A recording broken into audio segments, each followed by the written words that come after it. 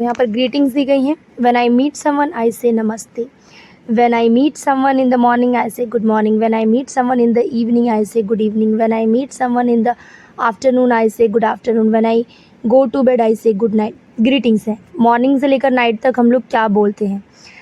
अब अगर इसका फ़ायदा ये है कि इसको 4-5 बार सेम चीज़, एक सेम सेंटेंस यूज़ हुआ है, when I meet someone, when I meet someone, when I meet someone, यानी जब हम किसी से मिलते हैं तो आपके दिमाग में ये अपने ऑटोमेटिकली सेट हो जाएगा कि when I meet some I say good morning या गुड इवनिंग या गुड आफ्टरनून या गुड नाइट।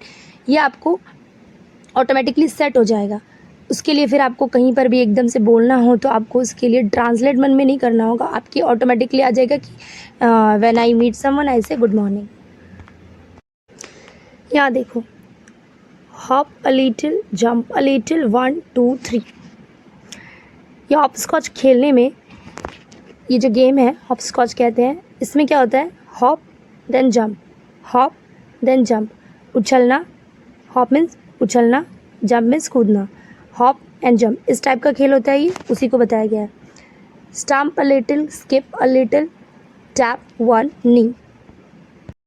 एक स्टम्प होता है जो रस्सी एक बार पैर के नीचे से वापस आती है, उतने दूर का जो प्रोसेस होता है सिर्फ वही लिखा है।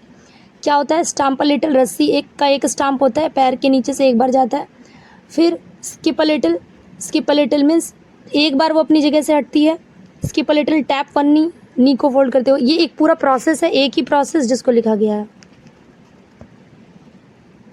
Dance a little, twist a little, shake your head, मतलब डांस अ लिटिल, थोड़ा डांस करो, ट्विस्ट अ लिटिल यानी थोड़ा टर्न करो, घूमो, थोड़ा घूमो, और शेक योर हैंड, हैंड को शेक करो।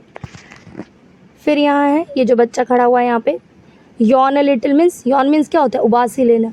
Yon a little, slip a little in your bed. यहाँ पर सारे न्यू वर्ड्स हैं। हॉप मीन्स उछलना, जंप मीन्स कूदना, स्टम्प मीन्स पैर के नीचे से जो रस्सा जाता है तो उसको वन स्टम्प, स्टम्प एक बार का स्टम्प हुआ ये, यानी पैर पटकना भी बोल सकते, कूदना भी बोल, पैर को नीचे एक बार रखना, उछल के स्टम्प करना, ठीक है। Skip a little, skip a little means, देखो ऐसे जब आप किसी की वीडियो देखते हो तो उसमें स्किप का ऑप्शन आता है, यानी स्किप कर दो, हटा दो। यहाँ पर हमारी पोएम में इसका मतलब ये है कि पैर के नीचे से जो रस्सा गया है यहाँ पैर के नीचे से, यानी पैर वहाँ से हटा है, स्किप अ लिटिल, तभी तो रस्सा पार हुआ। तो स्किप का यहाँ पर वो मतलब है। टैप टैप क्या करना, टैप टैप यानी लेग को अप डाउन टैप टैप हुआ है, टैप करना। डांस तो पता ही है, ट्विस्ट अ लिटिल यानी एक बार घूम जाना, डांस करते समय एक बार घूम जाते हैं तो वैसे twist a little. Shake means क्या होता है, हिलना, हिलाना, बॉडी को शेक करना, हेड को शेक करना, यानी हेड को शेक करने की बात हुई यहाँ पर। यॉन, यॉन मीन्स क्या होता है, वासी लेना। स्लिप मीन्स तो पता है, सोना। ये सारे न्यू वर्ड्स हैं फॉर किड्स। जल्दी से थोड़ा थोड़ा देख लो। They are dancing, they are dancing, she is jumping, she is jumping,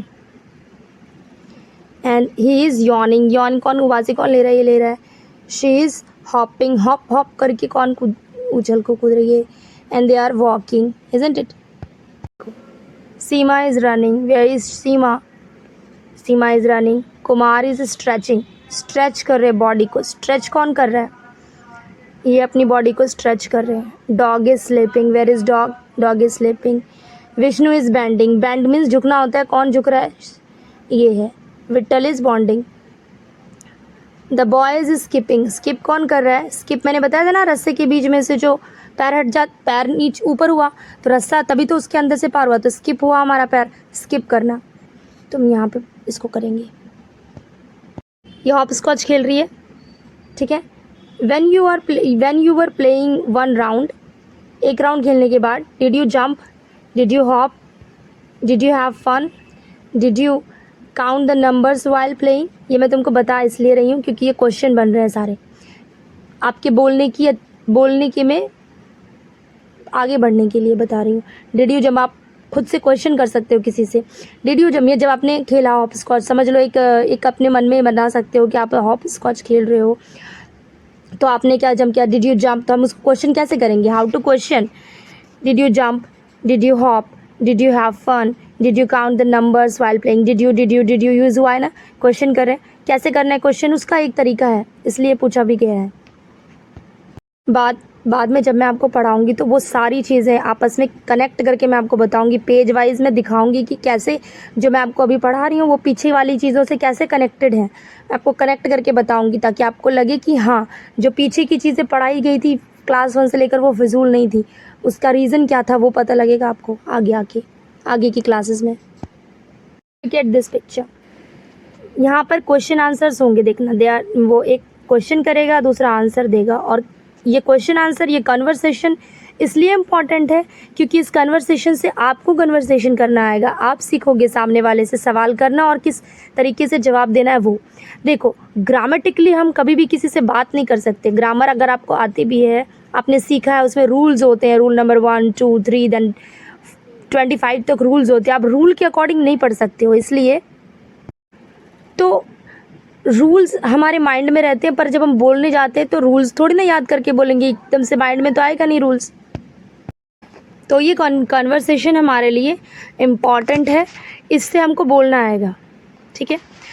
देखो बच्चा पूछ रहेगा mother will you play with me, yes I shall, we are a family. Yes I shall का यूज़ हुआ है, इजंट इट, विल का use नहीं हुआ है, शेल का यूज़ हुआ है। तो अगर आपको कोई क्वेश्चन कर रहा है आप उसमें आंसर कर रहे हो विल यू प्ले, क्वेश्चन कैसे शुरू हुआ है विल यू प्ले विद मी, तो इसमें आंसर ये नहीं लिखा है येस आई विल, क्योंकि विल से पूछा है, विल में आंसर नहीं किया है। Will you play with me, yes I shell में आंसर हुआ है। तो अगर ऐसा आंसर आ रहा है तो सही है, आप इसको कॉमन एरर्स के अकॉर्डिंग भी आपको अगर पूछा जाता है तो उसमें भी आपको कॉन्फिडेंस आएगा कि हाँ मैंने सही लिखा है, इजंट इट। दूसरा है father will you eat with me, yes I shall, we are a family. Brother sister will you dance with me, yes I shall, we are a family. क्यों है ये चीज़ें, क्यों है ये बताया गया है, किस लिए बताया गया है, आपकी स्किल्स डेवलप करने के लिए, गॉट इट, आपकी इंग्लिश में बात करने की स्किल को डेवलप करने के लिए ही इस तरीके से सिखाया गया है, इसलिए कहती हूँ क्लास 1 से सीखना ज़्यादा अच्छा है। Grandmother will you sing with me, yes I shall, we are a family. Grandfather will you read with me, yes I shall, we are a family. यहाँ पर द स्पैरो फैमिली है एक पोएम, इसमें लिखा है स्पैरो एक पक्षी को कहते हैं, जैसे यहाँ पे लिखा है mama and papa sparrow are making a nest, यानी दोनों चिड़िया मिलकर मम्मा और पापा जो हैं वो मिलकर नेस्ट बनाते हैं। क्यों? Because they found a safe place, उनको चाहिए एक safe place. The little nest was soon ready, it was soft and warm, जो कि सॉफ्ट होगा और वार्म होगा, वार्म यानी गर्म होगा। यहाँ पे देखो न्यू वर्ड्स क्या है, नेस्ट घोंसला होता है, स्पैरो एक पक्षी का नाम है, एग पता है, grandmother, grandfather, aunt, uncle, cousin, mother, father, got it. Next